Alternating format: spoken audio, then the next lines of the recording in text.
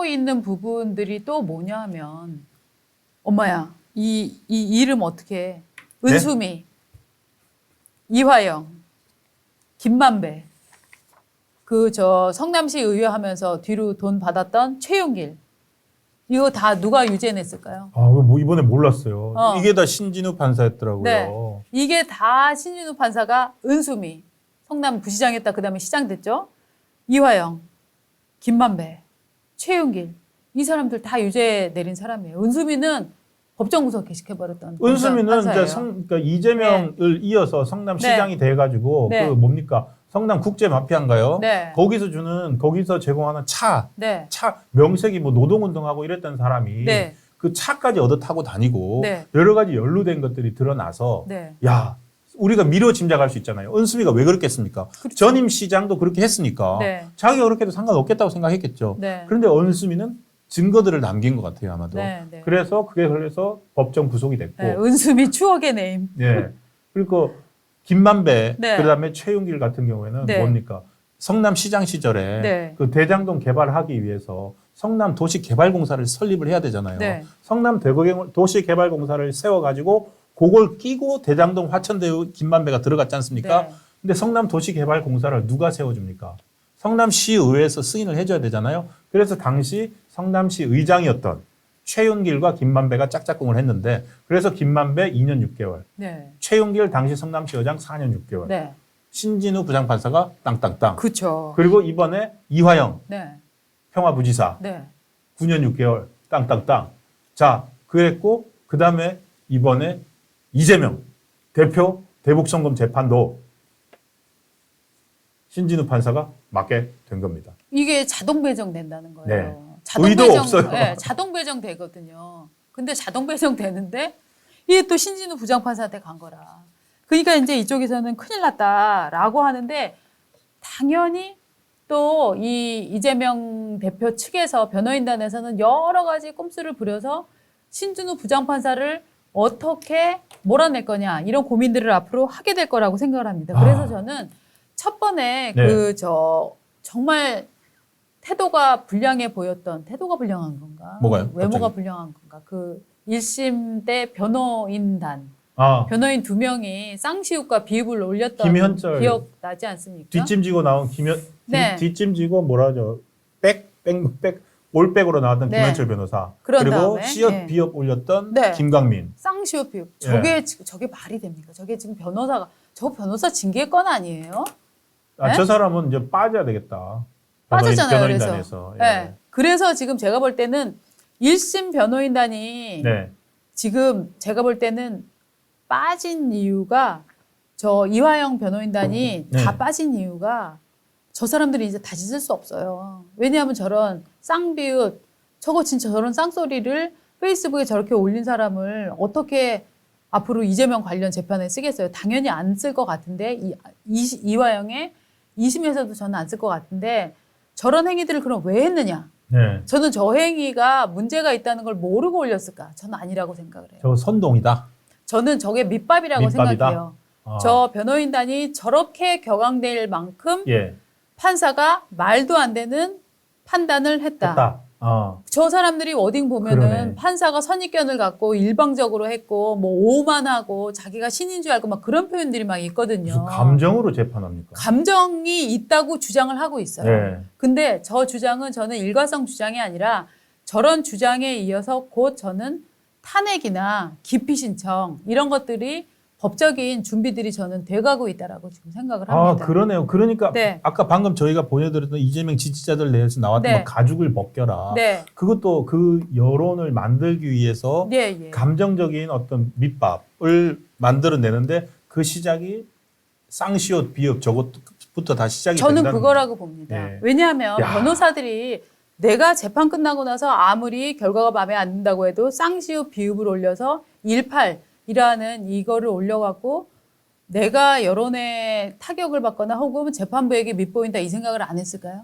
당연히 하는 거죠. 근데 보통 저런 네. 재판을 하게 되면은요, 그냥 2심에서 네. 뭐 정의를 실현하겠다든지, 네. 2심에서 불만은 있지만 재판에 대해서 불만은 만족하지는 않지만 네. 2심에서 제가 다시 하겠다, 뭐 이렇게 네. 간단하게 하는데 저 사람들은 감정을 계속 동원을 했거든요. 감정을 동원해서 해지 일단 탄핵을 선동을 시킵니다. 탄핵을 하기 위해서 어이구. 저는 그런 거라고 생각을 신진우 하는데 판사 탄핵당할 수 있겠네요. 잘못하면. 저는 그럴 위험성도 이미 저는 그런 밑밥은 네. 깔려 있다라고 생각을 하는데 이제 문제는 뭐냐면 일단 재판 지연이 들어가겠죠. 왜냐하면 신진우 판사는 지금 재판 예규에 따르면 재판장은 3년밖에 못하고 배석은 2년밖에 못해요. 벌써 그렇기 3년이... 때문에 지금 신진우 부장판사가 지금 내년 2월까지만 이 재판장을 할 수가 있는 거예요. 그렇기 때문에 내년 2월까지만 할 수 있으니까 앞으로 지금 8개월밖에 안 남은 거잖아요. 8개월 재판하고 네. 후임 판사한테 넘겨야 되겠네요. 그렇죠.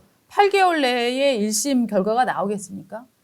저는 안 나온다고 보거든요. 그렇죠. 각종 지연술이 들어가고 하면은 일단 안 나올 수밖에 없고. 그리고 기피 신청을 하게 되면 네. 지난번에 이화영 기피 신청 때 2달 걸렸거든요.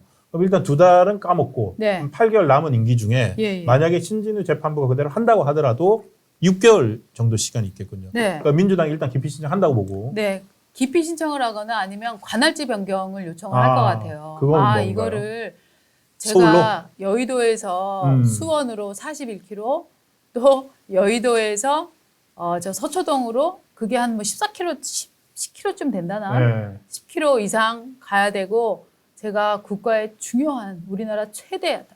안 되는데. 이런 데에서 정말 중요한 당대표를 맡고 있기 때문에 이거를 지금 이렇게 가는 것도 문제가 있는 거고 또 쌍방울이나 이런 회사들도 지금 서울에 있습니까? 서울에 있지 않습니까? 저는 대표의 반대합니다. 활동지도 지금 서울이고 저는 그렇기 반대합니다. 때문에 사건 관할지를 서울중앙지검으로 지법으로 변경을 해달라고 요청을 할 수도 있다는 거예요. 그럴 가능성도 있다는 거예요. 저는 반대합니다. 반대해가지고 괜히 또 네.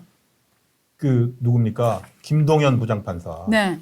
거기다 해버리면은요. 네. 재판 하세월이에요. 맞아요. 거기 뭐 네. 사정 다 들어주고 네. 재판 지연이 거기서 그렇게 일어났잖아요. 예. 수원에서는 그나마 신진우 판사니까 우리 성에는 안 차고 너무 늦게 나오긴 했지만 네. 그나마 빨리 어쨌든 끝을 보잖아요. 맞습니다. 근데 지금 제가 봤을 때는 저기 누굽니까? 선거법 재판했던 강규태 판사 네. 선거법을 서울중앙지법에서 그렇게 느리고 하다가 네. 아예 몰라 하고 그냥 사표는 나와버렸잖아요. 맞습니다. 그리고 김동연 판사도 이제 자기 바뀔 때까지 그냥 최대한 늘릴 것 같아요. 네. 그리고 이제 신진우 부장판사에 대해서는 이화영 재판에서 그 사람들이 막 얘기를 했었던 이거 지금 민주당에서는 술자리 회의 의혹 이거 특검 들어가야 된다라고 얘기를 하고 있지 않습니까? 그렇죠. 그렇기 때문에 그 특검을 들어가야 되는 매우 문제 있는 사안을 부장판사가 이거를 다 검사 측 주장을 인정을 해서 이화영을 유죄를 때렸다. 고로 이 판사는 탄핵이 되어야 마땅하다.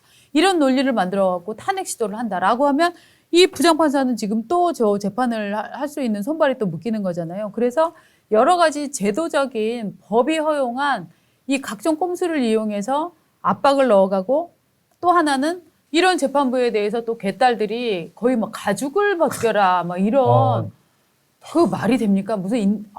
정말 이 사람들은요 이 사람의 생명을 정말 경시한다는 느낌이 굉장히 많이 드는데 뭐 가죽 털어라 가죽을 벗겨라 뭐 지금 이 난리가 지금 나고 있다고 하는데 네. 정말 신진우 부장판사에 대한 이 정말 신변 보호가 필요한 거 아닌가 하는 느낌까지 들 정도로 네. 저런 식으로 보세요. 예, 지금 판사라고 부르지도 않아. 이화영 사건이 조작된 범죄라는 게 뉴스로 매일매일 알려지고 있는데 판사만 몰라. 네.